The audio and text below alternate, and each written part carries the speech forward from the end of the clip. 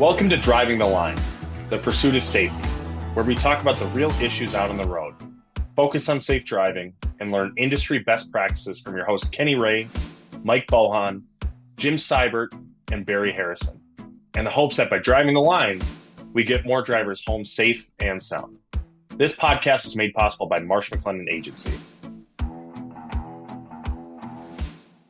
Well, good day, everyone, and welcome to episode number 52 of Driving the Line podcast.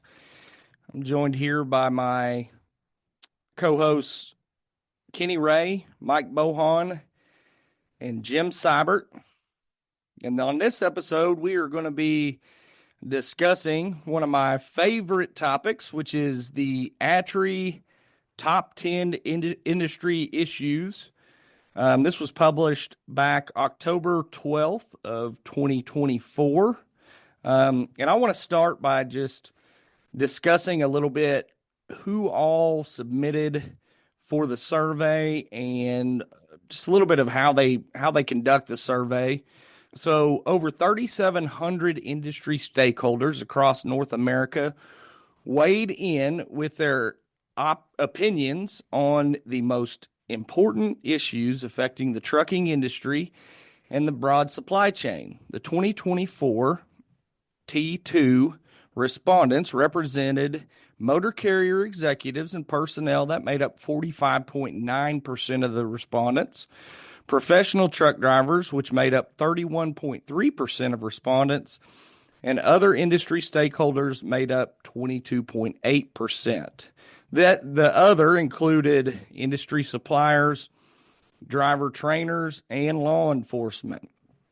In addition to providing an overall ranking, this report includes separate top 10 lists for both commercial driver and American Transportation Research Institute critical issues in the trucking industry. So that being said, let's take a look at what the top 10 lists look like for both truck drivers and motor carriers. So we'll start at number 10 on the truck driver side. This was driver training standards. And then on the motor carrier side, this was the diesel technician shortage. Number 9 for truck drivers was autonomous trucks. And number 9 for the motor carrier side was driver distraction. Number 8 for the truck drivers were fuel prices. And then number 8 for the motor carrier side was battery electric vehicles. 7 for the truck drivers, ELD mandate. And 7 for the motor carrier was truck parking. 6 broker issues for the truck drivers and CSA for motor carriers. 5 speed limiters for truck drivers. And then 5 for the motor carriers were driver retention. Number 4 for truck drivers was detention delay at customer facilities. And 4 for the motor carriers were insurance cost availability. And then number 3 for truck drivers was the economy. And 3 for the motor carriers was the driver shortage. Number 2 for the truck drivers was driver compensation. And number 2 for the motor carriers was lawsuit abuse reform. And then coming in at number 1 on the truck driver side was truck parking. And number 1 on the motor carrier side was the economy. So we've listed them out, fellas. Let's go ahead and open it up. Let's just have a conversation of these top 10 issues. I think one of the things that is cool about this report that ATRI's been doing for 20 years is that it breaks it down into those two categories. So we've got the motor carrier concerns, we've got the truck driver concerns.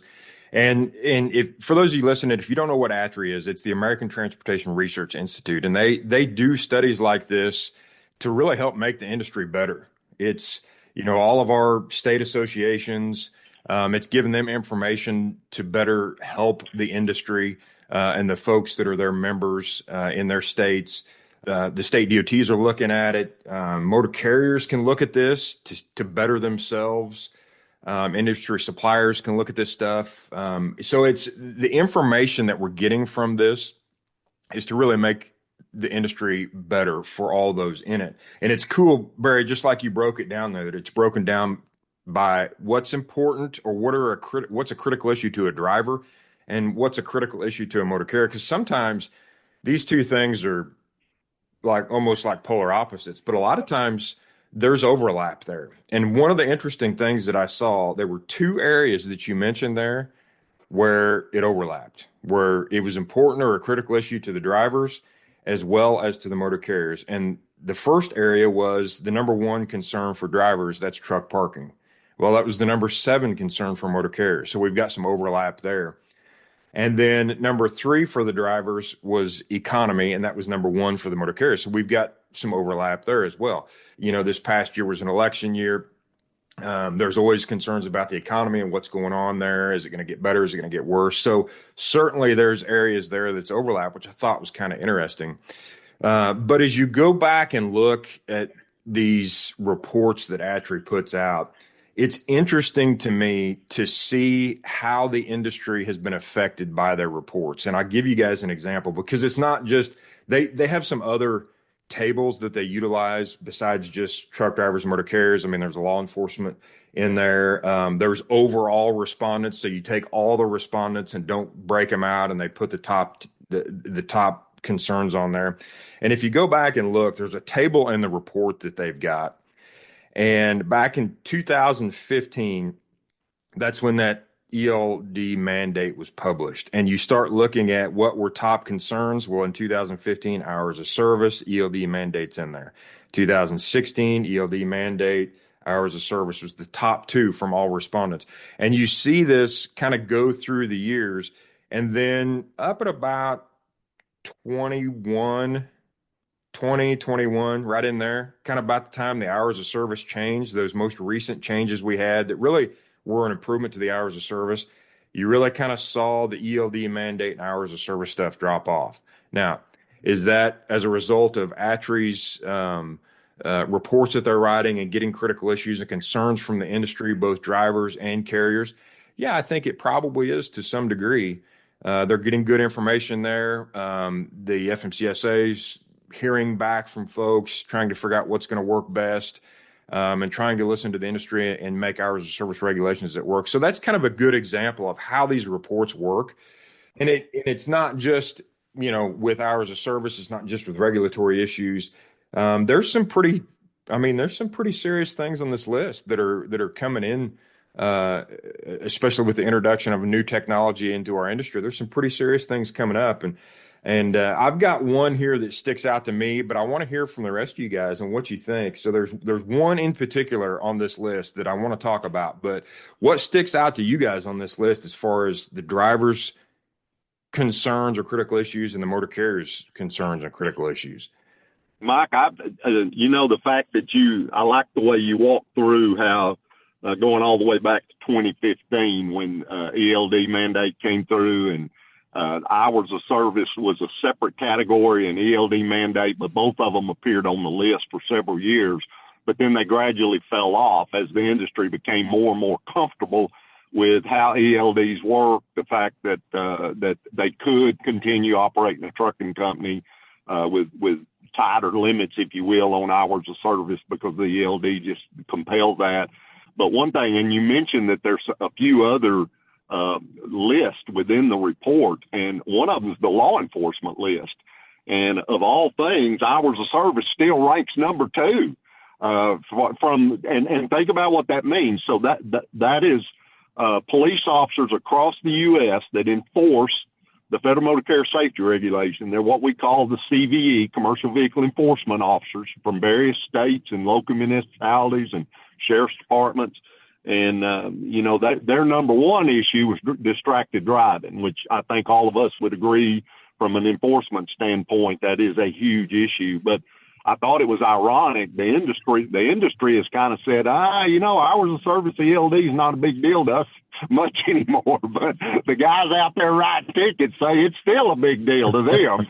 That kind of jumped out. And one other thing you were asking, what really jumped out. You mentioned the 2 overlaps on the driver versus the motor carrier side, which means there were 8 8 topics on either list that didn't make the other list.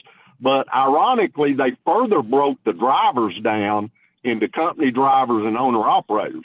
And when you look at owner-operators, and think about what an owner-operator is, that's a man or a woman that owns their own truck or maybe even a small fleet of trucks, and they've leased on to some other motor carrier. It's ironic to me, when you own that truck, you actually start thinking more like a motor carrier than a driver. There's the owner operators look at it more from a business perspective, because think about what's the real difference in the two lists. A truck driver, that's his or her job. So they look at it as, what are the items that affect my paycheck? What are the items that affect me being home with my family? What are the items that affect my health? What are the items that affect me personally? And that's why there's so many things on the driver list that doesn't make the motor carrier. The motor carrier looks at it and says, how do I keep this business running? How do I keep making revenue so these 100 families that depend on this company for a living can continue getting paychecks? So when you look at it from, and I'm not saying a driver's being selfish at all. It's natural for every one of us. I mean, all 4 of us on here, we work for a company. Well, we look at it from, how does that impact me personally? But I guarantee you, the owners of this company we work for, they look at it from, how do we stay in business? I mean, it's just 2 different perspectives. And in fact, I'm actually surprised that we even have 2 that make both lists. I mean, yeah. It wouldn't surprise me ever if we have 2 standalone lists that nothing makes both lists to where.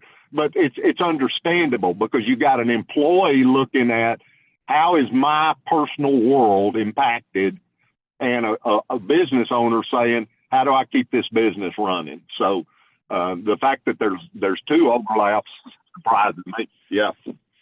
I think, to your point, I am very different, but both need. There's nothing wrong with either one of those lists. There's nothing wrong with either one of those things. We need to know both of those things, right?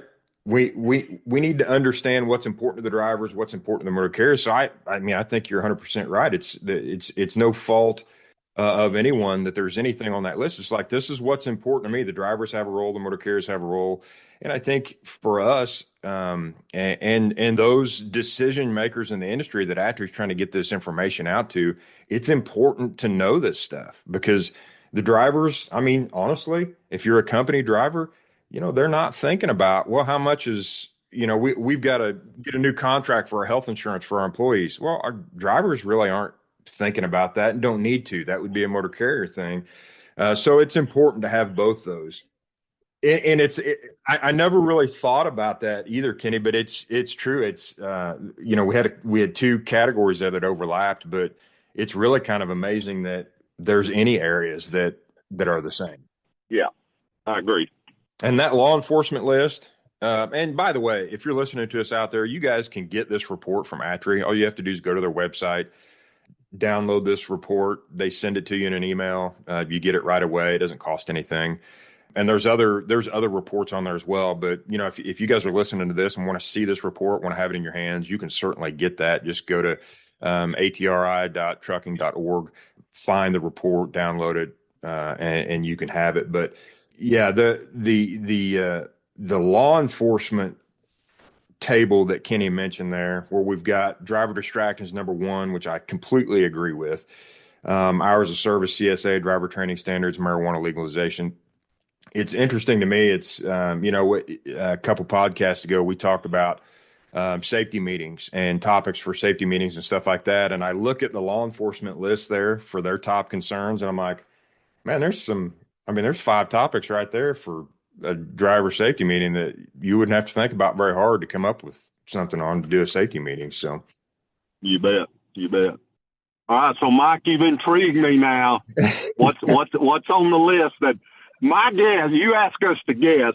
My guess is it's either autonomous trucks or battery electric vehicles, one of the 2. And I may be totally wrong. Okay. Well, you got it with your second guess there. So last year in 2023, zero emission vehicles showed up on the list, the overall list, for the first time.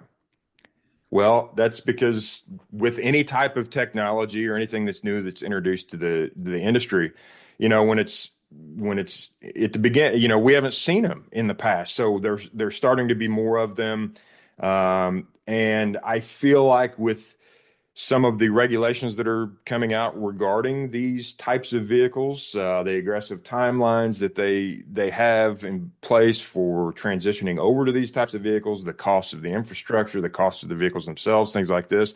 Motor carriers are starting to look at this and say, this is concerning. This is coming our way, and this is concerning. So in 2023, on the overall list, not breaking it out driver remote carrier, just overall list, the zero emission vehicles came in at number 10. Well, guess where they were in 2024? This past year. They moved up to number 6.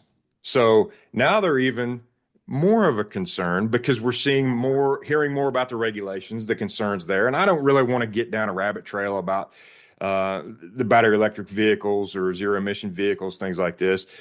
But it's interesting to me that it popped up year before last, and then this past year in 2024, it's creeping up the list as an area of concern for motor carriers and I really think it's for those areas I just mentioned. For some of the regulations that are coming out regarding these types of vehicles, there's a lot of folks that are concerned about the timeline on those, and are we going to be able to do what they want to do with these vehicles in the time that they're saying we should be able to do them. And then again, just the infrastructure or lack thereof, and the cost of that, putting that in place. And we've talked on this podcast before about the cost of these vehicles being 3-4 times as much as what a diesel truck might be. So that's something that I noticed that stuck out to me. That was pretty interesting. That was just something new that popped up in the last couple of years. Hey, Mike, and what's interesting was in 2023 at number 3, we had fuel prices, which is not even found on the 2024 list, but we see battery electric vehicles. So it's kind of a switch off there, if you will. We go from worrying about what fuel prices cost to, oh goodness, how are we going to comply with this electronic vehicle stuff going on? Mike, you and I both were invited last year in 2024 to participate in a webinar on zero emission vehicles, and I know we avoid politics and religion on this podcast. I get that. But our good friend Dave Heller with Truckload Carriers Association was also a guest on that podcast. And he didn't dodge the political aspects of battery electric vehicles to the point of saying that it's driven by politics. And, here we are in 2025. There's a new administration in place. And whether you like that administration or don't, not up to us, and we're not judging anybody about your views on that, but I dare say that the current administration will probably not have the fervor or zeal pushing electric vehicles that maybe the previous administration did. And the reason I bring that up, and it's a year away, but I'm interested to see the 2025 list when ATRI comes out, if battery electric vehicles even makes the list again. And if it doesn't, it will be a direct result of exactly what Dave Heller said when he shared with you and I both that is 100% a politically driven topic. And so I'm interested to see if it even makes the list next year.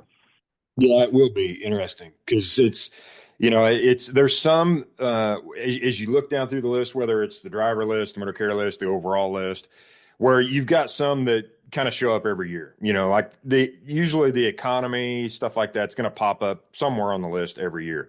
But that one, it will be interesting to see. So as you said, change in administration, are we pushing this as hard? Barry, I don't know, maybe next year that fuel price thing's back. You just don't know what's going to be important to these folks as they're looking through this stuff, because the main thing for me looking through any of these lists is I feel like the goal is, at least I think that the way that ATRI describes it in how they're doing things and methodology they use, things like that, is it's to make the industry better.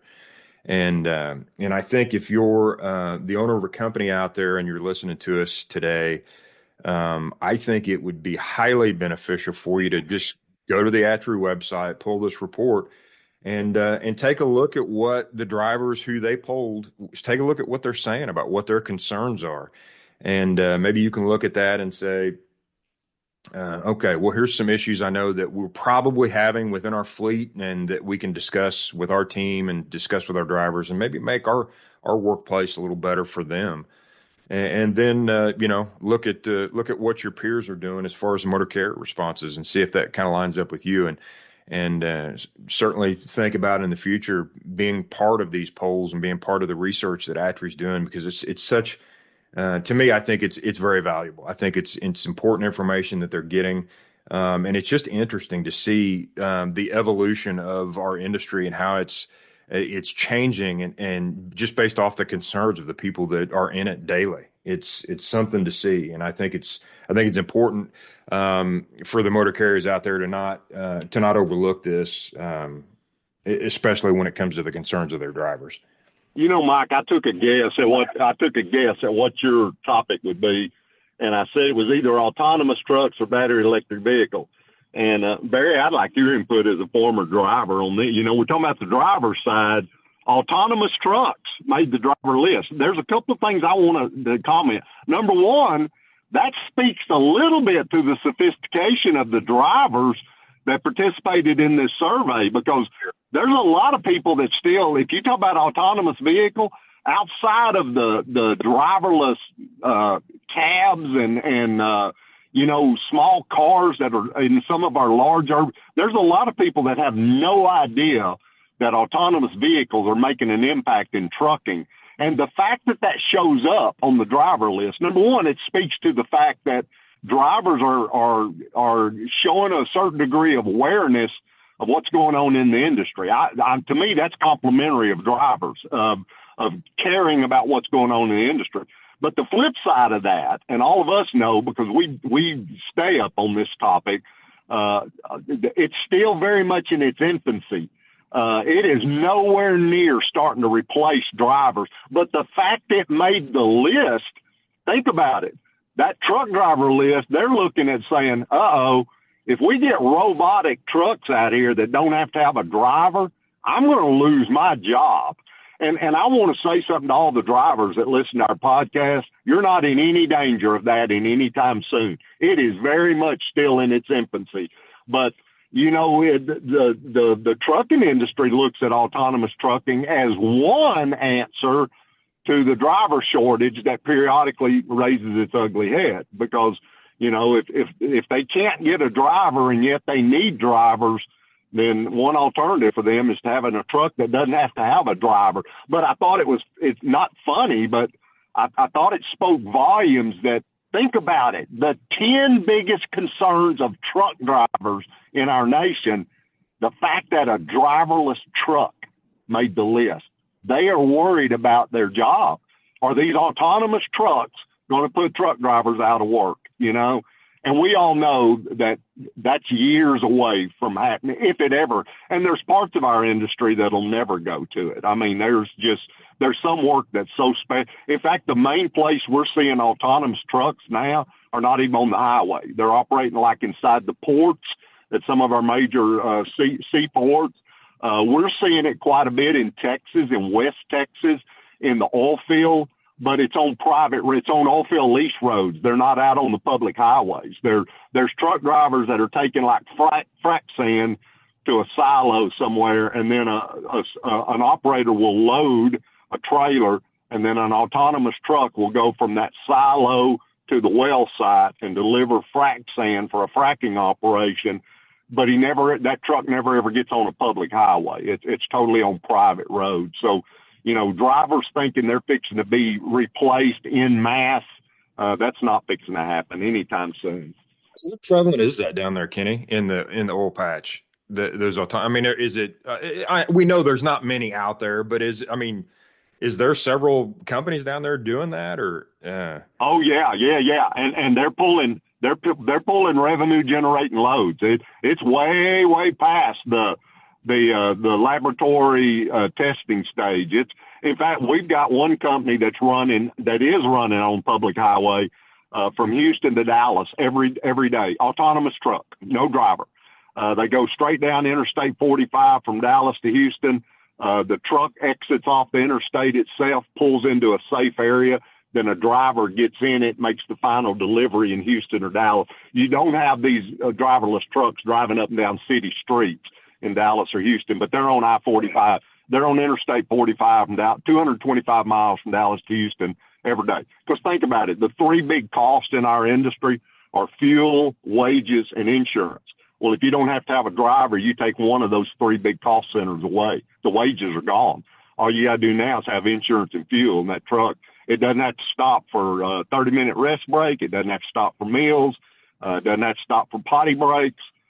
You basically, as long as the truck doesn't need maintenance or fuel, it can just run indefinitely. So, yeah, it's coming, but we're nowhere near drivers. The fact that it makes this list, I think, is an unfounded fear. I want to give some encouragement to our drivers.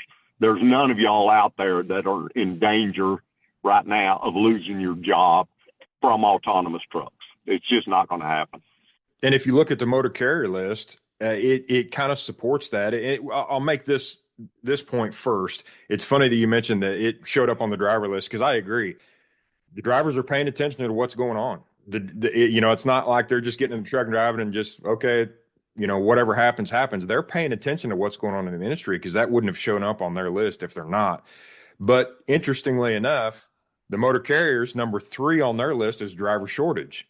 So they're thinking about it from the other side, thinking, well, we want to keep the good drivers we got because driver retention's on their list. Things like they want to keep good drivers and find good drivers, but they know it's an issue. So they're looking for alternatives, in the grand scheme of things.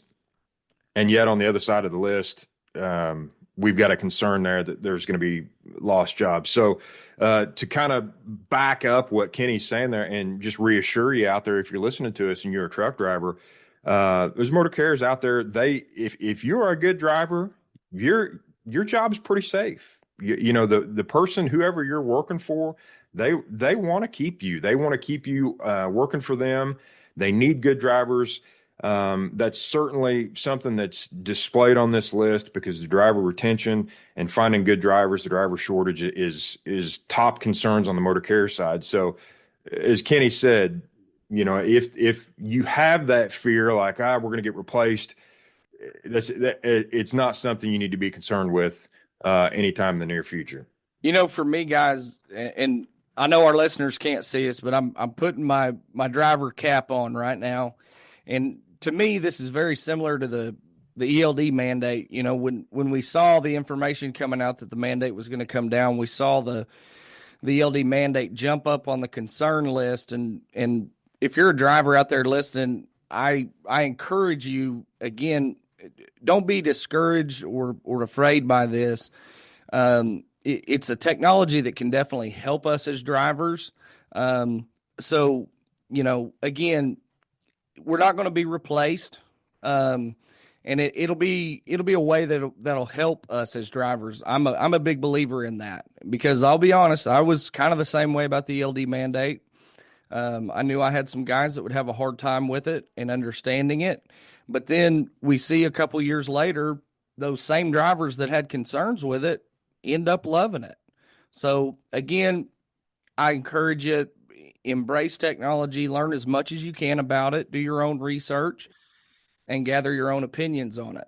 Yeah, because I think, Barry, like you're saying, it may be something where maybe it's a conversation that needs to be had. It's bringing up a concern that people have in the industry, whether it's on the motor carrier side or the driver side. And maybe it's something, just like you said, Barry, with the ELD mandate. Well, the ELDs are not going away. But as the industry evolved, we figured out how to use those. It became less of a concern. There was conversations that happened. And I think that's something you can do with these lists, is look at them and say, okay, well, we've got autonomous trucks are number 9 on the driver list. Well, let's talk about that. Let's have a conversation about that with drivers, because it's their concern. I mean, I think that's an important point you're making. Yep, no doubt. Barry, let me ask you this. When you were in your previous life on the motor care side, did you guys ever respond to any ATRI polls or their database responses? Yes, absolutely. And that was one of the kind of sub points that we would bring up in the when they would release it, that the survey was starting.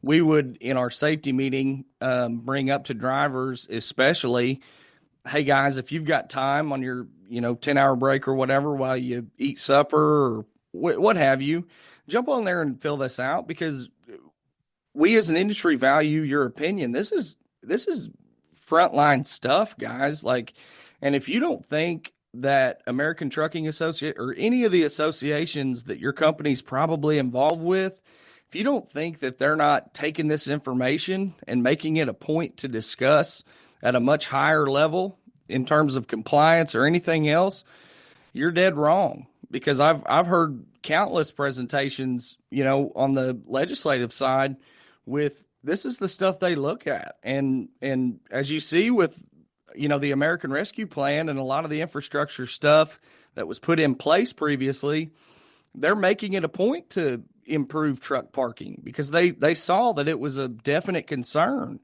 So I'm very happy that not only is the research being done, but there's something being done with the research.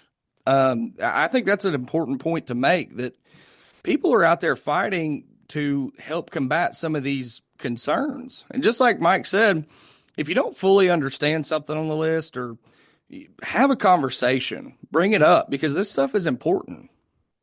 Yeah, and I would just encourage anybody listening, when ATRI sends out through their distribution list, and they've got thousands and thousands of people on their distribution list, and a lot of that goes through the state associations. If you remember your state association, or if you see something, if you're out at a trade show or something like that, and you see this report or it opens up, respond to that. If you're a driver, if you're a motor carrier, really there's nobody going to hold you back other than yourself when this comes out. And if you want your concerns to be heard, if you want your voice to be heard, this is a great way to do it, because as Barry said, people are using this. Our state associations that are fighting for us every day, they're using this information. Lawmakers are using this information. It's out there. So if you want your voice to be heard, by all means, reply to those the response or the messages that ATRI send out for these responses, because I think that's a great way to get your voice heard. And again, if you want to see this report, if you're not sure what we're talking about, if you want to see this report, go to atri.trucking.org, find the report, take a look at it, do a little research there, and then maybe this year as it comes around, you'll be able to respond to that when ATRI sends it out. And guys, the last thing I wanted to bring up was number 3 and 4 on the list. That's lawsuit abuse reform, and number 4 is insurance cost / availability. So, when I think about this and I kind of look at the psychology of, if I'm back when I was a motor carrier, if I'm filling this out, y'all, those go hand in hand. And, if you guys want to comment on that, you feel free to, but when you think about it, as I'm filling this survey out, obviously number 3 should be that high, I think.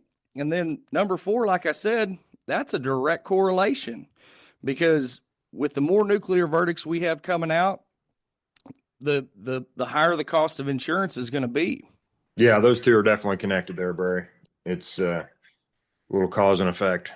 Yes, sir. Well, this has been a great discussion. I'm, Jim always, he wants to claim that he's the nerd of the group, but boy, you put a little research in front of me, and if I get to look at how a survey is done and everything like that, I can really nerd out. But as always, I appreciate my co-hosts. I appreciate the gals behind the scenes who make this possible and make it happen. And most of all, from all of us here at Driving the Line, we appreciate what you do. We appreciate your professionalism. Stay safe, and we'll talk to you next time. That's all the time we have for this edition of Driving the Line, the pursuit of safety. We hope you enjoyed our discussion, and thank you for listening. You can rate, review, and subscribe to Driving the Line, the pursuit of safety on Apple Podcasts, Spotify, YouTube Music, or any other app you're using. You can also follow Marsh McLennan Agency on LinkedIn, Facebook, and Instagram. Until the next time, thanks again for listening. Drive safely, everyone.